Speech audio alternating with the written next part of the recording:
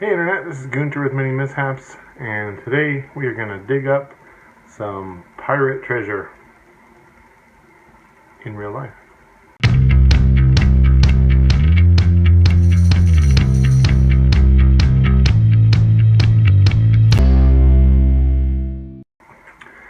Okay, so dig up pirate treasure in real life may have been a bit of an exaggeration. Dig up, we're going to break apart this thing from the Dollar Tree, and it has a gem inside of some kind. So I'm doing this for a couple of reasons. One, I love treasure, love stuff like that, and we'll try to use this treasure in a future project for part of a base or part of a scene or something. But also because I picked up these from the Dollar Tree, and I'm testing it out to see if it would be a good fit for my 5-year-old. So we've got these packets, and let's crack one of them open.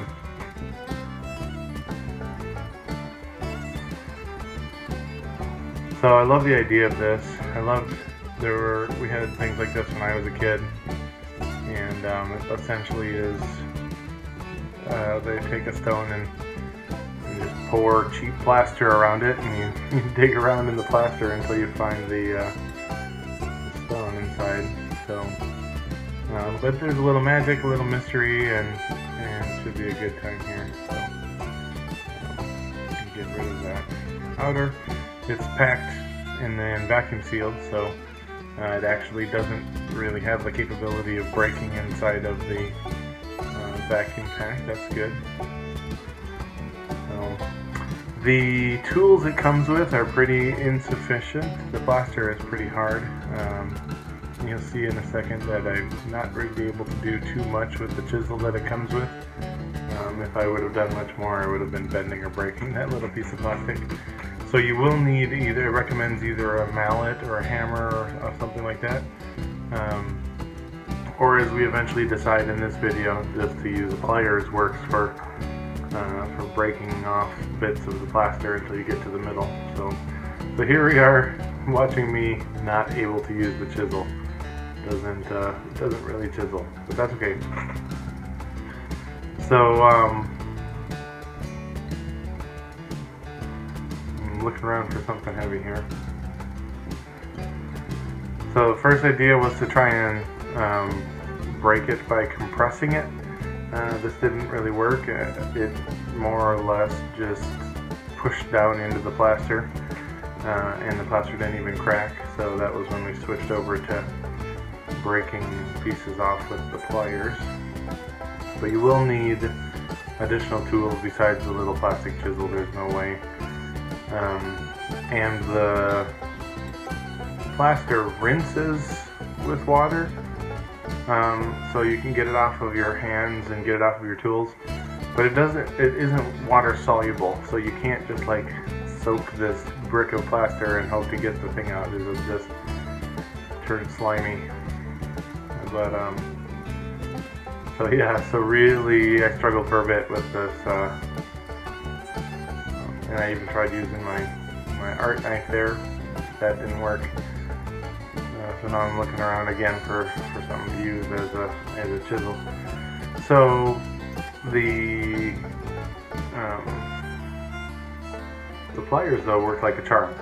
So if you have anything that can grip, and if you're into minis and miniature crafts and things, then usually you have something that can hold on to another thing like that.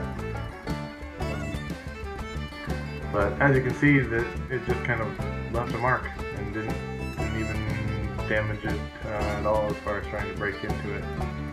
So I think this was my last attempt at the shake the whole earthquake there, shake the whole camera. And that was ended up making a lot of noise in the house, so we've got people working in the same household, can't have that. So time to switch over to the pliers,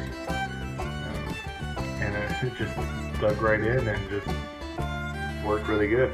Started to split in pieces off here, and at this point I'm starting to get excited because, you know, 7-year-old me is getting to find pirate treasure again. So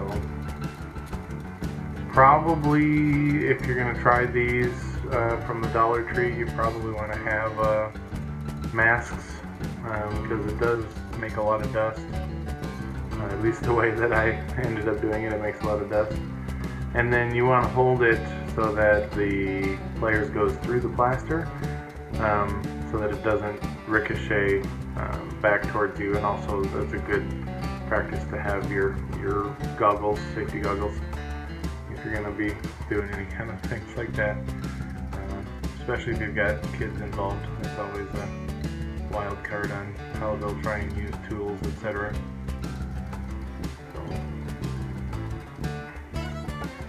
But yeah, it worked pretty slick to just kind of pinch off pieces of the plaster like that, and it dug right in.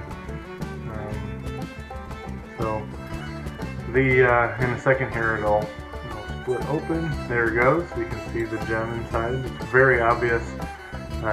It breaks all around the gem when you break it. And so we'll hold it up here and we'll show you what we've got. So, I don't know what kind of gem this is, I don't know what kind of stone this is, but we'll get it rinsed off and we'll try to use it for something. Pretty cool looking.